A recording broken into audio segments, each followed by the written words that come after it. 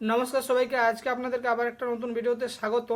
তো আজকের ভিডিওটা বিশেষ কিছু বিষয় নিয়ে নয়, জাস্ট একটা ছোট্ট জিনিস মনে করাবার জন্য এই ভিডিওটা। আমাদের এই জঙ্গলমহলে, বিশেষ করে জঙ্গলমহলের মধ্যে যে জেলাগুলো পড়ে, পুরুলিয়া, বাঁকুড়া, ঝাড়গ্রাম, মেদিনীপুর, ঝাড়খণ্ডের কিছু অংশ, তো এই অঞ্চলে বিশেষ কিছু অতীতে ঐতিহ্য এবং সংস্কৃতি বিরাজমান ছিল, যেগুলো এখন প্রায় অনেকটাই কমে গেছে। বিশেষ করে কিছু কিছু তো এখন আর প্রায় দেখাই যায় না। বিশেষ করে টুসু, ভাদু, বান্দনা, ছৌ, ঝুমুর, এগুলো কিন্তু এই অঞ্চলের বিশেষ বৈশিষ্ট্য ছিল।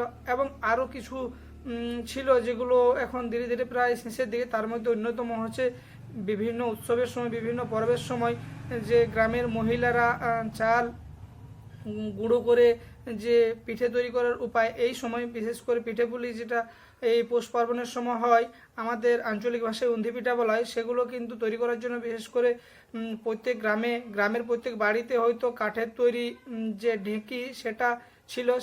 সেটা এখন আর প্রায় আধুনিকতার ছোঁয়ায় নতুন নতুন যন্ত্রপাতি আসার ফলে সেগুলো হয়তো বিশেষ কোনো গ্রামে দেখাই যায় না। আবার কোনো কোনো গ্রামে হয়তো এখনও দু একটা করে টিকে আছে, যেগুলো বনেদের বাড়ি বিশেষ করে, সেগুলোতে দু একটা থাকতেও পারে, প্রত্যেক গ্রামে দু একটা থাকে, কিন্তু সেটা এখন প্রায় হারিয়ে যেতে বসেছে। বিভিন্ন খবরের কাগজে এগুলো নিয়ে লেখালেখি মাঝে মধ্যে হয়, সেগুলো আবার মনে পড়ে।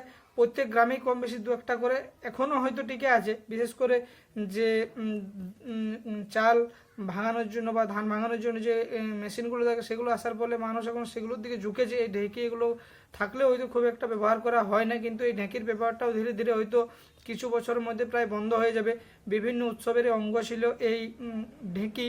ঢেঁকি বলা হয় সাধারণত বিশেষ করে বাঁধনা পর্বের সময়, এই টুসু পর্বের সময়, যে যে যে পর্বে পিঠের ব্যবহার পিঠের ব্যবহার দেখা যায়, সেই সব পর্বে কিন্তু উল্লেখযোগ্য ছিল এই ঢেঁকি। ঢেঁকি ছাড়া কিন্তু তখনকার দিনে এই পিঠে বা গ্রামের যখন এই অঞ্চলে ধান ভাঙানোর মেশিন সেগুলো যখন আসেনি, অনেক আগের কথা বলছি হয়তো, সেই সময় এই ধান ভাঙারও একটা গুরুত্বপূর্ণ অংশ ছিল এই ঢেঁকি। এবং একটা কথা এখানে বলে রাখা ভালো, এই মেশিনে ধান ভাঙানো থেকে নাকি ঢেঁকি ছাঁটা চাল খাওয়া অনেক উপকারী শরীরের পক্ষে আমাদের। সেটা কতটা ঠিক কতটা ভুল জানি না, কিন্তু এই ঢেঁকির কিন্তু ব্যবহার অত্যন্ত গুরুত্বপূর্ণ ছিল সেই সময়। এখনও আছে কিছু কিছু গ্রামে, যেটা একটু আগে আমি বললাম, বারবার বলার প্রয়োজন ঠিক রাখে না। তো আশা করব যে এগুলো টিকিয়ে রাখা অবশ্যই দরকার।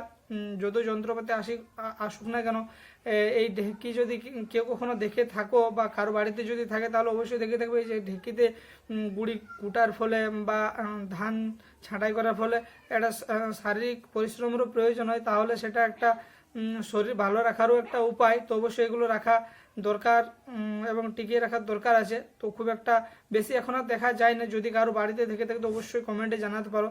আজ আর বিশেষ কিছু বলছি না। যদি চ্যানেলটি ভালো লেগে থাকে তো অবশ্যই একটা লাইক, একটা কমেন্ট, একটা শেয়ার অবশ্যই করে দেবে এবং সবশেষে অবশ্যই চ্যানেলকে সাবস্ক্রাইব করে রাখবে। নমস্কার।